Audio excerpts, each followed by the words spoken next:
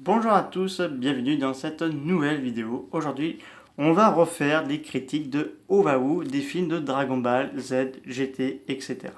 Pour la sortie du prochain film Dragon Ball Super, qui sortira en 2022, et qu'une sortie déjà d'une première image, mais d'une petite vidéo pour la Comic Con pour pour le mois de juillet, le 23 juillet.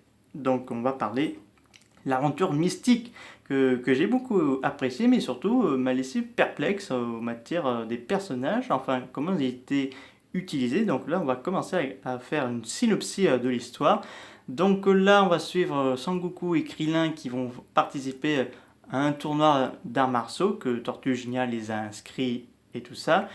Et pendant ce temps, Bulma avec Yamcha et Oolong et tous leurs amis vont à la recherche des 7 boules de cristal, sauf qu'il y a quelqu'un qui est déjà à la recherche des 7 boules de cristal, donc c'est le conseiller de l'empereur, donc l'empereur qui a organisé un tournoi, donc il ne faut pas vous cacher, l'empereur c'est Shao Zhu, donc ça m'a beaucoup surpris que Shao Zhu était empereur, tandis que dans la série, il n'est pas empereur, dans la série Dragon Ball, et Tenchi Han c'est son garde du corps.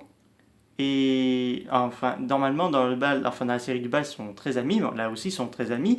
Mais c'est ça qui m'a beaucoup me laissé perplexe. Donc ça, je viendrai ça plus tard. Et que le conseiller, c'est Tom Pai. Enfin, pas Tom Tai Pai. Enfin, il est le méchant de ce film. Et avec son frère, que je me rappelle plus très bien comment il s'appelle, mais qui est en fait aussi un personnage assez important aussi dans la série Dragon Ball parce qu'il est le sensei enfin pas le sensei, enfin je pense qu'on peut dire ça comme ça, de Tenchian et du Shaozu quand il s'entraînait pour les arts martiaux. Donc voilà, donc là il est conseiller de l'empereur et parce qu'ils ont enlevé la peluche de l'empereur et l'empereur lui, enfin Shaozu lui il sait pas que son doudou bah, c'est son conseiller qu'il a et il veut prendre sa place pour diriger le pays. Et donc là, ils sont en recherche des 7 boules de cristal pour exaucer un souhait. Mais d'ailleurs, on ne sait même pas pourquoi ils recherchent les 7 boules de cristal à un moment donné. Je me suis dit, est-ce qu'ils vont dire qu'est-ce qu'ils. Ils vont demander quoi au dragon ou ça a été dit, mais où j'ai pas bien entendu. C'est ça qui me laisse un peu perplexe. Donc là, bien sûr, Sangoku, enfin, s'en occuper et se faire des nouvelles amies. Et notamment, on a pas la première apparition, mais l'apparition de Maître Karim, donc de la tour sacrée, qui lui apprend de gérer sa colère. Mais on a également les Indiens, donc je ne me rappelle plus très bien les noms, mais ça fait longtemps que j'ai pas plus vu ce Waouh, donc j'essaierai de tout me les refaire à l'occasion de la sortie du prochain film. Donc voilà. Et donc là, on voit clairement beaucoup de références à la série de Dragon Ball, notamment quand Tom Pai Pai tue l'Indien, mais aussi on a un invité surprise dans ce Oahu, on a Dr. Slump, qui est une autre création de Harika Toriyama, donc là elle fait Mumus avec Tom Pai Pai qui le met carrément une raclée, donc voilà. Donc le grand meurtrier du pays se fait ridiculiser par une petite fille cyborg pas plus haut que trois pommes, mais ça je ne dis rien. Ça m'a fait beaucoup fait rire de cet instant, cette scène-là. Donc, et Bulma, pendant ce temps, elle cherche de récupérer les 7 boules de cristal avec l'aide de Lunch. Donc Lunch, il faut savoir que quand elle éternue, elle a les cheveux jaunes, elle devient une véritable gangster. Et quand elle a les cheveux bleus, elle est doux comme un bébé Godzilla. Donc voilà.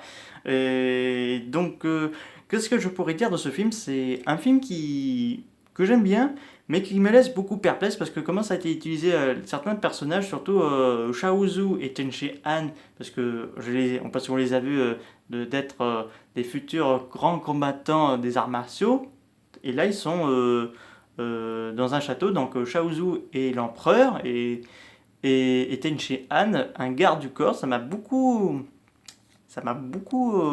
étonné. Je m'attendais plutôt à d'autres personnes, mais je pense qu'ils voulaient pas trop, je sais pas s'ils voulaient pas trop perdre du temps, ou je sais pas, je sais pas trop comment vous l'expliquer. Donc c'est un bon divertissement, c'est très agréable. Bon, peut-être pas regarder pour les enfants parce qu'il y a certaines scènes qui sont assez violentes pendant le tournoi. Et je pense pour un enfant de moins de 9 ans ou de 10 ans qui pourrait regarder cette Oahu-là, donc un bon petit divertissement. Donc là, ce sera les trois derniers films du bal, donc La légende de Shenron, Le château du démon et l'aventure mystique, qui clôturent les Oahu de Dragon Ball, mais qui ne clôturent pas la série Dragon Ball, parce que on va voir l'arc du démon Piccolo, euh, mais aussi l'armée du... non, pas l'armée du ruban rouge, parce que ça s'était fait avant, je crois. Non, après, oui, m'excusez. Donc voilà, il y aura d'autres arcs, donc jusqu'à l'arc du grand tournoi final entre Sangoku et Piccolo, alias Satan Junior. Donc voilà. Donc c'est la fin de cette vidéo. La prochaine fois, nous attaquerons aux Oahu de Dragon Ball Z. Surtout que j'ai hâte de vous présenter mes avis et pourquoi je les aime plus que les autres. Donc voilà. Et n'hésitez pas à me dire ça dans les commentaires, qu'est-ce que vous avez pensé. Je vous dis à très bientôt. Au revoir.